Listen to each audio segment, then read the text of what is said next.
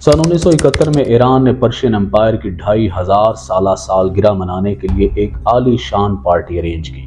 इस पार्टी की शान और शौकत ऐसी थी जो दुनिया की तारीख में कभी नहीं देखी गई।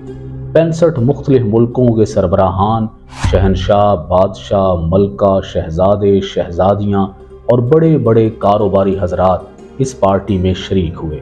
दोस्तों, इस तकरीब का मुकाम कोई कदीम किला या कोई 7 स्टार होटल नहीं था, बल्कि इस पार्टी का इनकाद सहरा के बिल्कुल वस्त में प्लास्टिक का टेंट लगाकर किया गया था। ये पार्टी ईरानी इनकलाब के अरूज और ईरानी बादशाहत के जवाल के लिए एक कदम साबित हुई। दोस्तों, 1960 में ईरान में आईनी बादशाहत थी, जिस पर शाह मोहम्मद रजा पहलवी की हुकूमत थी। शाह को बादशाह भी कहा जाता था। शाह का शुमार दुनिया के अमीर तरीन आदमियों में किया जाता था।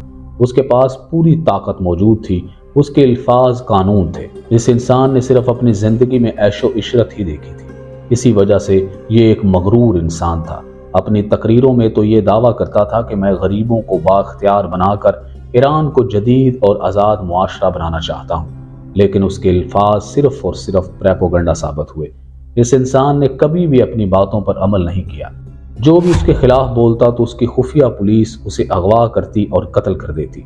तेल की दौलत से माला माल रियासत होने के बावजूद मुल्क की समाजी और इक्तिसादी हालत बहुत ज़्यादा ख़राब थी। आधी से ज़्यादा आबादी गुर्बत की ज़िंदगी गुजार रही थी। लोग अपनी बुनियादी ज़रूरियात पूरा करने से भी महरूम थे और शाह हमेशा अपनी रेपुटेशन और ताकत को साबित करने में लगा रहता था। और ये अपनी ताकत ही को साबित करने के लिए ही शाह ने इस पार्टी का इनकाद किया था। इस पार्टी का मकसद सिर्फ और सिर्फ अपनी दौलत की नुमाइश करना था, और इस चक्कर में शाह ने अपनी दौलत और इक़्तिदार को हमेशा के लिए खो दिया। शाह की सोच ये थी कि ये पार्टी ईरान के आली शान इमेज को फ़रोग़ देगी। इस पार्टी को ऑर्गेनाइज करने के लिए एक कमेटी को जल्द अज जल्द तश्कील दिया गया। इस 3 दिन की तकरीब की तैयारियां 1 साल पहले से ही शुरू हो गई थी। ईरान में इंफ्रास्ट्रक्चर की बहुत कमी थी, जिसकी वजह से पार्टी के लिए सहरा को चुना गया।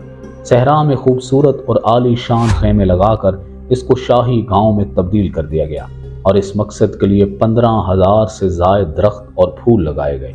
इन दरख्तों और फूलों को लगाने के लिए बहुत ज़्यादा पानी दरकार था।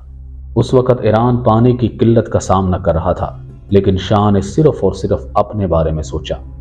शाह ने इसको मज़ीद खूबसूरत बनाने के लिए इसमें 5,000 से ज़्यादा सॉन्ग बर्ड्स और 2,000 के करीब चिड़िया स्पेन से मंगवाईं और उनको सहरा में बनाए गए जंगल में रहने के लिए छोड़ दिया। इस तरह एक उजाड़ बंजर ज़मीन को खुशबूदार बाग में तब्दील कर दिया गया। इस शाही गांव की तामीर के दौरान जहरीले सांपों और बिच्छुओं से बचने के लिए 30 किलोमीटर के इलाके में केमिकल छिड़क कर इन्हें मार दिया गया। इस खूबसूरत गांव में एयर कंडीशन खेमे बनाए गए और हर खेमे में 2 बेडरूम, 2 बाथरूम और 1 बावर्ची खाना था, जिसमें बावर्ची और सर्वेंट 24 घंटों मेहमानों की खिदमत के लिए खड़े रहते। खाने पीने का सारा सामान पेरिस से मंगवाया गया।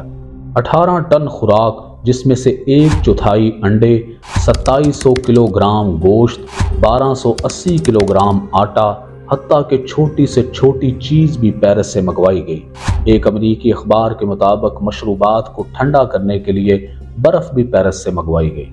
पार्टी के लिए ईरानी मलबूसात का इंतज़ाम किया गया। इस पार्टी में मौजूद कोई भी शख्स कम मुतासर नहीं लगना चाहता था।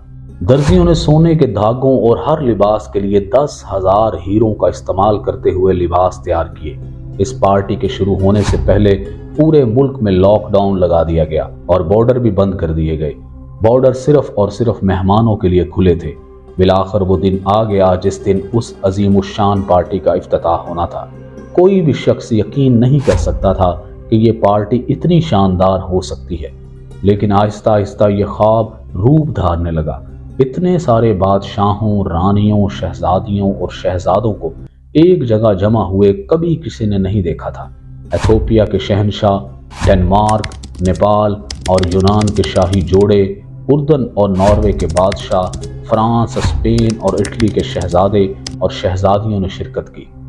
मलका एलिज़ाबेथ ने इस पार्टी में शिरकत नहीं की, क्योंकि रॉयल हाउस इस पोजीशन में नहीं रहना चाहता था जहां उनके बादशाह को किसी और बादशाह को खराज तहसीन पेश करते हुए दिखाया जाए। इसी वजह से उन्होंने अपने शोहर फिलिप और अपनी बेटी को पार्टी में भेजा। इस पार्टी में हर सरबराह मुल्क को उनके साथियों के साथ बेहतरीन आसाइशों के साथ एक एक कमरा दिया गया। शाह ने मेहमानों को बोरियत से बचाने के लिए उनके लिए एक सोशल क्लब भी बनवाया।